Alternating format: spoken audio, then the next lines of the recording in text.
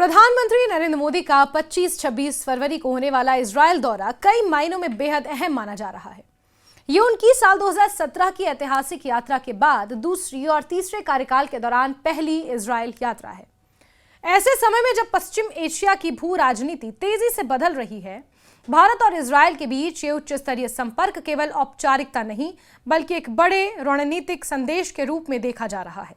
ये दौरा दोनों देशों के रिश्तों को रक्षा, प्रौद्योगिकी, नवाचार, कृषि, जल प्रबंधन और व्यापार जैसे क्षेत्रों में नई दिशा देने वाला साबित हो सकता है। ये यात्रा इसलिए भी महत्वपूर्ण है क्योंकि इजरायल के प्रधानमंत्री बेंजामिन नेतन्याहू की दिसंबर 2025 में प्रस्तावित भारत यात्रा पहले स्थगित हुई और बाद में रद्द कर दी गई थी। उसके बाद दोनों नेताओं के बीच फोन पर बातचीत हुई जिसमें नेतन्याहू ने प्रधानमंत्री मोदी को इजरायल आने का निमंत्रण दिया। इस निमंत्रण को स्वीकार करते हुए मोदी का यह दौरा तय हुआ। इस कूटनीतिक आदान प्रदान को दोनों देशों के रिश्तों में निरंतरता और विश्वास के संकेत के रूप में देखा जा रहा है। इस 2 दिवसीय यात्रा के दौरान प्रधानमंत्री मोदी इजरायल की संसद, जिसे क्नेसेट कहा जाता है, को संबोधित करेंगे। किसी विदेशी नेता को वहां संबोधन का अवसर मिलना एक विशेष सम्मान समझा जाता है। इससे पहले साल 2015 में तत्कालीन राष्ट्रपति प्रणब मुखर्जी ने क्नेसेट को संबोधित किया था। मोदी का संबोधन दोनों लोकतांत्रिक देशों के बीच बढ़ती राजनीतिक निकटता और आपसी भरोसे को दर्शाएगा। प्रधानमंत्री मोदी इजरायल में भारतीय प्रवासी समुदाय को भी संबोधित करेंगे। इजरायल में रहने वाले भारतीय मूल के लोग, विशेष रूप से कोचीन और बेने इजरायल समुदाय, दोनों देशों के सांस्कृतिक रिश्तों का महत्वपूर्ण हिस्सा रहे हैं। ऐसे कार्यक्रमों के जरिए प्रधानमंत्री न केवल प्रवासी भारतीयों से जुड़ाव मजबूत करते हैं बल्कि ये संदेश भी देते हैं कि भारत अपने वैश्विक समुदाय को महत्व देता है। इस दौरे का सबसे अहम पहलू रक्षा और रणनीतिक सहयोग माना जा रहा है। भारत और इजरायल के बीच पिछले कई वर्षों से मजबूत रक्षा संबंध हैं। इजरायल भारत को उन्नत सैन्य तकनीक उपलब्ध कराने वाले प्रमुख देशों में शामिल है। ड्रोन, मिसाइल सिस्टम, निगरानी उपकरण, सीमा सुरक्षा तकनीक जैसे क्षेत्रों में दोनों देशों के बीच गहरा सहयोग रहा है। अगस्त 2025 में प्रधानमंत्री बेंजामिन नेतन्याहू ने साक्षात्कार में यानी कि अपने एक इंटरव्यू में ये कहा था कि ऑपरेशन सिंदूर के दौरान भारत को इजरायल से आपूर्ति किए गए उपकरणों ने प्रभावी ढंग से काम किया। इसे भारत के प्रति इजरायल के समर्थन के रूप में देखा गया। अब उम्मीद की जा रही है कि इस यात्रा के दौरान रक्षा क्षेत्र में नए समझौते हो सकते हैं। चर्चा में बैलिस्टिक मिसाइल, डिफेंस सिस्टम, निर्देशित ऊर्जा, लेजर हथियार, लंबी दूरी की स्टैंड ऑफ मिसाइलें और अगली पीढ़ी के ड्रोन्स शामिल हैं, यानी कि नेक्स्ट जनरेशन ड्रोन्स। भारत आत्मनिर्भर भारत के तहत रक्षा निर्माण में स्वदेशी उत्पादन को बढ़ावा देना चाहता है, जबकि इजरायल अत्याधुनिक सैन्य नवाचार के लिए विश्व स्तर पर जाना जाता है। ऐसे में संयुक्त विकास और तकनीक हस्तांतरण यानी कि टेक्नोलॉजी ट्रांसफर पर आधारित समझौते दोनों के लिए लाभकारी हो सकते हैं। इजरायल के विदेश मंत्री जिडियन सार ने भी हाल ही में भारत को वैश्विक महाशक्ति बताया था और कहा था कि दोनों देशों के बीच संबंध पहले से कहीं अधिक मजबूत है। उन्होंने रक्षा, नवाचार, आतंकवाद विरोधी सहयोग और व्यापार जैसे क्षेत्रों में साझेदारी को और आगे बढ़ाने की बात कही थी। उनके अनुसार दोनों देश एक रक्षा सहयोग समझौता ज्ञापन पर हस्ताक्षर की तैयारी में हैं, जिससे सैन्य और सुरक्षा संबंध और गहरे हो सकते हैं। रक्षा के अलावा प्रौद्योगिकी और नवाचार भी इस दौरे का प्रमुख एजेंडा है।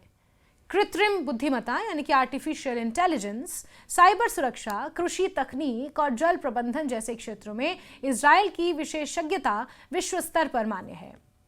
भारत, जो तेजी से डिजिटल और तकनीकी शक्ति के रूप में उभर रहा है, इन क्षेत्रों में इजरायल के साथ साझेदारी को और विस्तार देना चाहता है। हाल ही में नई दिल्ली के भारत मंडपम में आयोजित आर्टिफिशियल इंटेलिजेंस इम्पैक्ट समिट 2026 में इजरायल ने बड़ा प्रतिनिधिमंडल भेजा था। ये संकेत है कि उभरती प्रौद्योगिकियों में दोनों देशों के बीच तालमेल बढ़ रहा है। कृषि और जल प्रबंधन भी दोनों देशों के सहयोग का महत्वपूर्ण क्षेत्र रहा है। इजरायल ने ड्रिप इरिगेशन और जल पुनर्चक्रण जैसे तकनीकों के जरिए रेगिस्तानी इलाकों में कृषि को सफल बनाया है और ड्रिप इरिगेशन, जिसका आज भारत में कृषि के क्षेत्र में भरपूर इस्तेमाल होता है, उसे इजरायल ने ही डेवलप किया था। भारत के कई राज्यों में इजरायल के सहयोग से कृषि उत्कृष्टता केंद्र स्थापित किए गए हैं। इस दौरे के दौरान इन परियोजनाओं के विस्तार और नई तकनीकों के आदान प्रदान पर सहमति बन सकती है। व्यापार और निवेश के क्षेत्र में भी संभावनाएं बढ़ रही हैं। भारत और इजरायल के बीच द्विपक्षीय व्यापार पिछले वर्षों में लगातार बढ़ा है। रक्षा और हीरा व्यापार के अलावा अब आईटी, फार्मास्यूटिकल्स और स्टार्टअप और हरित ऊर्जा जैसे क्षेत्रों में भी सहयोग बढ़ रहा है। स्टार्टअप के क्षेत्र में इजरायल दुनिया के उन्नत देशों में सबसे आगे है। मुफ्त व्यापार समझौता यानी कि फ्री ट्रेड एग्रीमेंट पर भी चर्चा की संभावनाएं जताई जा रही हैं, जिससे व्यापारिक संबंधों को नई गति मिल सकेगी। यह दौरा ऐसे समय में हो रहा है जब पश्चिम एशिया में अस्थिरता बनी हुई है। इजरायल की क्षेत्रीय सुरक्षा चुनौतियां और भारत की वैश्विक भूमिका दोनों को एक दूसरे के करीब ला रही हैं। आतंकवाद के खिलाफ सख्त रुख, तकनीकी प्रगति, रणनीतिक स्वतंत्रता जैसे मुद्दों पर दोनों देशों की सोच में समानताएं हैं। यही कारण है कि दोनों देशों के बीच संबंधों को केवल द्विपक्षीय नहीं बल्कि व्यापक रणनीतिक साझेदारी के रूप में देखा जा रहा है।